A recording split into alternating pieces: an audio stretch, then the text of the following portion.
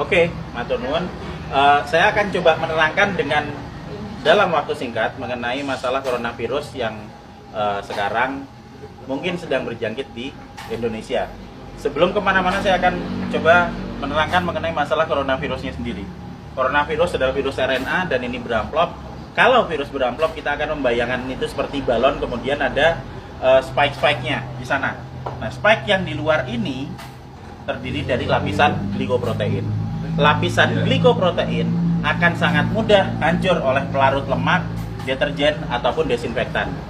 Jadi coronavirus meskipun dia punya kemampuan untuk menyebar dengan cepat, dia tetap memiliki kelemahan. Kelemahannya apa? Kelemahannya akan sangat mudah hancur oleh pelarut lemak, oleh deterjen, oleh desinfektan. Sehingga jika kita sering cuci tangan, kita sering ngepel lantai dengan desinfektan atau dengan cairan untuk pel, maka virusnya akan hancur dan tidak akan menulari lagi.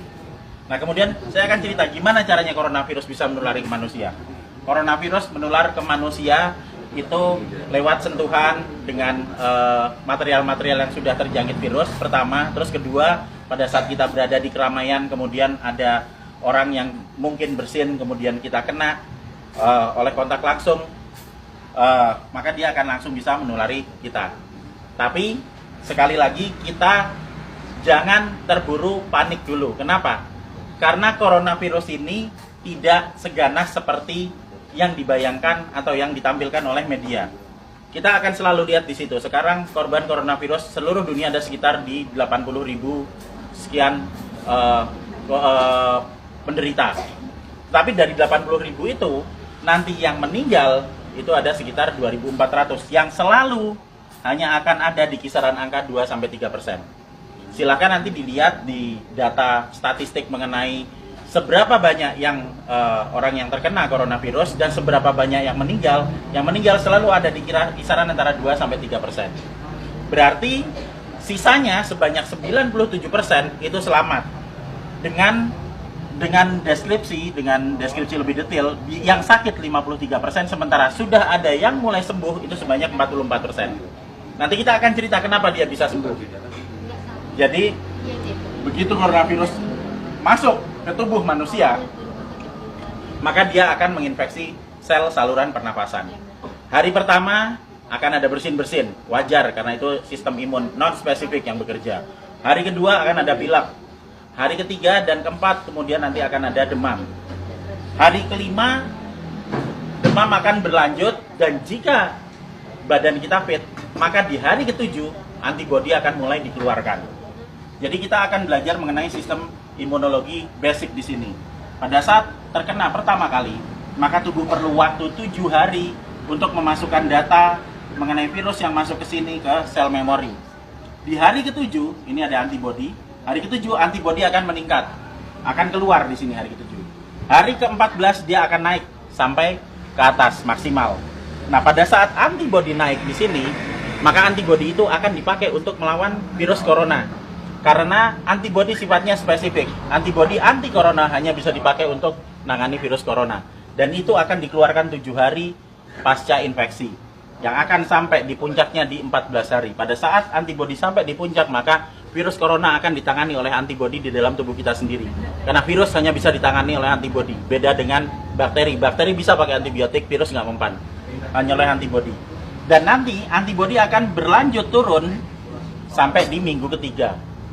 Apa yang terjadi di minggu ketiga pada saat antibodi sudah mulai turun? Berarti infeksi yang ada di dalam sudah ditangani oleh antibodi yang tumbuh dalam kondisi maksimal di umur 14 hari tadi. Jadi sesudah 21 hari otomatis virus yang ada di dalam badan kita sudah tertangani. Apa yang terjadi kalau nanti ada serangan virus lagi? Jika ada serangan virus lagi, data yang ada di sel memori akan dikeluarkan sehingga respon imun kedua akan berlangsung 24 jam sesudah paparan. Jadi misalnya saya sudah pernah kena corona dan saya bisa bertahan hidup sampai 14 hari, maka saya akan kebal seterusnya. Dan berikutnya jika saya kena virus corona lagi, kita nggak perlu nunggu sampai 7 hari sampai antibodinya keluar.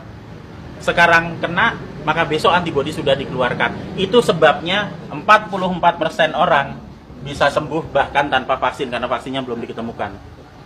Dan masih ada 53% yang sakit yang akan sembuh ngikuti 44%. Karena pola kematian atau mortalitas tidak pernah bergerak dari 2-3% maksimal. Sehingga tidak perlu khawatir, tidak perlu panik pada saat ada wabah corona. Kita punya prinsip penanganan wabah ada 3. Pertama, kita kurangi paparan virus. Gimana caranya? Untuk kita pribadi hidup sehat, sering cuci tangan, jaga kebersihan tubuh, sering mandi. Kalau misalnya kira-kira kita khawatir terjangkit, ya jangan datang ke tempat keramaian yang banyak orang sakit. Dan untuk mengurangi paparan virus ke kita. Nah, untuk kitanya sendiri gimana? Kita bisa naikkan antibodi. Gimana caranya? Dengan mengkonsumsi vitamin E atau C, vitamin E plus C setiap hari. Plus madu. Karena madu bisa dipakai untuk energi, sementara vitamin E dan C akan bisa dipakai untuk menaikkan produksi antibodi. Energi dipakai untuk pembentukan antibodi dari kita sendiri.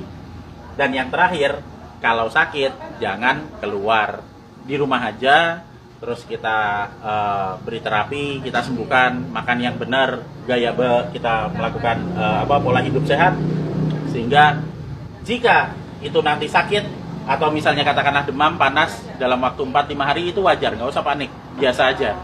Kita hanya perlu memberikan vitamin E, C, makan yang cukup, istirahat yang cukup, nanti di hari ke-7 antibodi kita keluar. Itu juga berlaku buat yang sakit. Sehingga sebenarnya kita semua akan bisa menangani wabah coronavirus ini. Asal kita bisa tahu basicnya seperti apa, ilmunya seperti apa, dan yang paling terakhir, jangan panik, santai aja, kiamat masih panjang.